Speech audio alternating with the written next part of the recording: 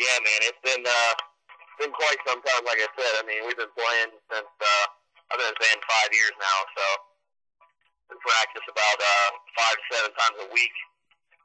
And we got picked up by Tribunal back in '07 and put out Behold the Line in June of that year, and immediately got picked up by Metal Blade in October.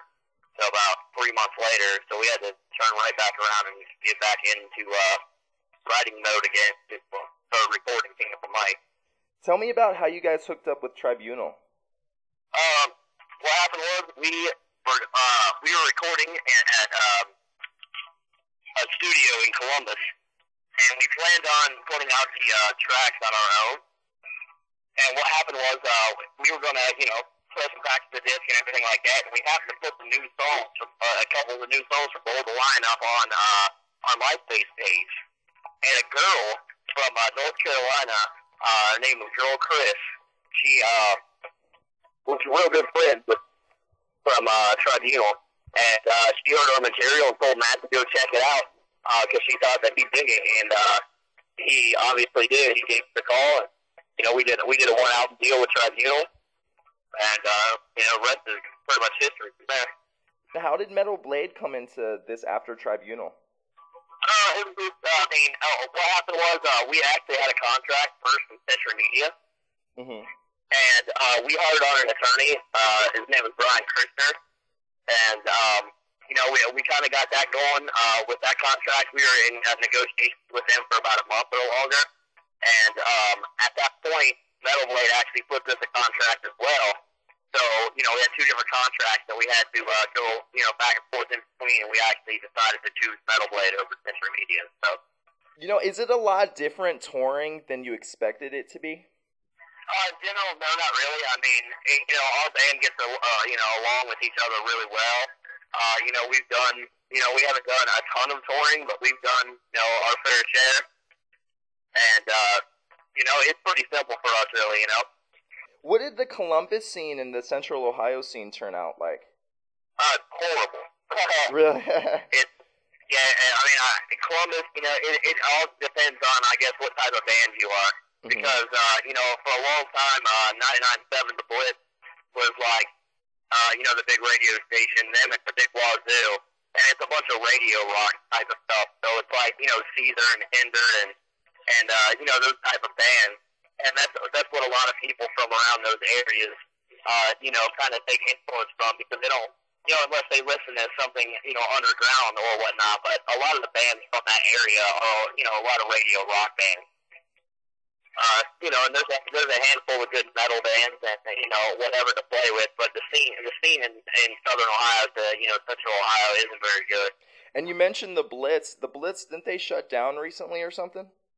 It went to, it's still 99.7, but it's called The Rock now. And they play, new age, pop rock stuff or whatever, but they play a lot of oldies type of stuff as well. So where do you guys play at when you go up to Columbus now? It varies. Like, we do the Billiard Club, on 161. We play there, every once in a while. We normally try and stay out of Columbus, though, just because of the scene. So normally when we do an Ohio show that, around our region, for where we're from, we normally do a hometown show. So we normally do a show, in Chillicothe. I remember when I met you guys back in '04, I think you guys, or Chris was in college at OU. Did you guys stop school to do the band, or how did that all work out? Yeah, we did. What happened was I was going to DeVry University in Columbus. And Chris was at OU, and at that time we had, a different lineup as far as rhythm guitar player and drummer and stuff. And, one day we were driving back from a show coming out of West Virginia, and, everybody was talking about how, like, dude, we want to do this and we want to do that. And I was just like, listen, guys, if you're going to talk a big game, let's do this. But, anything you do in life, you give 100% to it. I'm a firm believer in you get back. So I was like, let's do it, man. It's all or nothing type of deal. So I was like, either I'm out or, we're going to drop out of school and we're going to roll with it. So wow. That's what we did. So at that point, within the week after that discussion, we were all like, all right, dude, and we all dropped, came home, started practicing, started writing material, and like I said, for as long as I can remember, we've been practicing, like 5 days a week. So we practice, yeah, even when we're home, tonight's our last night of this tour, and then we have about three and a half weeks off before we leave again. And, anytime we have a break, we're always in practice pretty much. So it's kind of like a constant tour, like all year round for us as far as playing goes. Well, now that you guys are on a touring level, what do you want to get across to the people? I want people to realize, I guess, the musicianship and the music. I think the scene, with the internet and everything like that, is so saturated with bands that are complete shit. If I'm allowed to say that. Oh yeah. You know what I mean? That it's very hard to come up, from the ranks like with all these bands. If you're a real metal band, it's easier if you come out and you have a generic touch about you, so where people can grasp a hold of something very easily. A band can come out and within 6 months be bigger than what we are at this point. We've been doing it 5 years. You know what I mean? Yeah. So I just want people. I want to get out on the right tours, and that's a big thing too. We're like. We have like Cattle Decapitation coming up, and we have a Metal Blade tour coming up. We're doing New England Metal Fest this year. With like All the Remains and Lamb of God, Now They're Dying, and all that nonsense. Mm-hmm. So we're just trying to land the what would be good for us type of deal. So we're out in front of the right kind of crowd. For you personally, playing at a barn in 2004 to where you're at now, what's it like playing with bands that you grew up listening to? Oh man, it's great. It's one of those things where, like, you look back on it and you wish you dreamed of it back then, and you never thought that it would happen, or if it and now it became somewhat of a reality to where we're in a position where we're going to be able to tour with some of our favorite bands that we've been fans of for years, and I mean it's a surreal feeling to know that we put ourselves and that much effort and dedication into something that we've taken it to get to that point.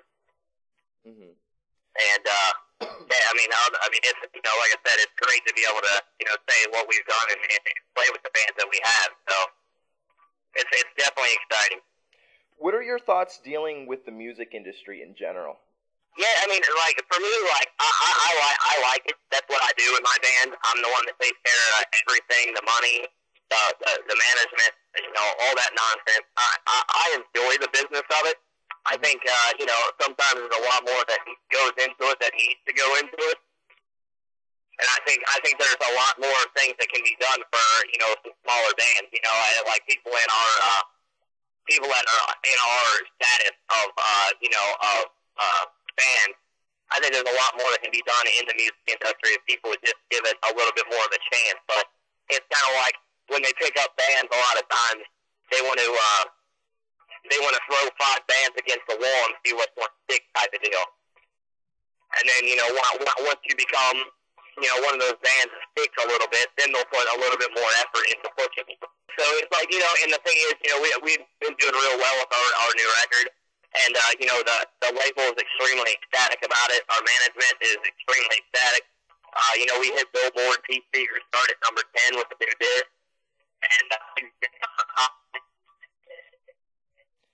your phone's cutting out a little bit. What was the last thing that you said? Yeah, we were on Billboard Heat Seeker chart at number 10, first week out. And we've been top 10 on CMJ and commercial radio for the past 7 weeks. So, it seems to be going really good. We shot a video for one of our tracks called "Break the Thing to the Wicked." Mm-hmm. And it hit over 15,000 views in a week. So we're making our way up the food chain, man. What do your families and friends from Ohio think? It's funny. Like back if you would ask me that a year ago, it's one of those things where they're down your throat and they're like they want you to get your responsibilities together and this and that and blah blah blah, because they don't understand, I guess, a lot of times, because people go, "Oh, you play in a band." It's kind of like when you walk up to someone on the street or anything like that, and you say you're in a band, they're like, oh, you're in a band. They don't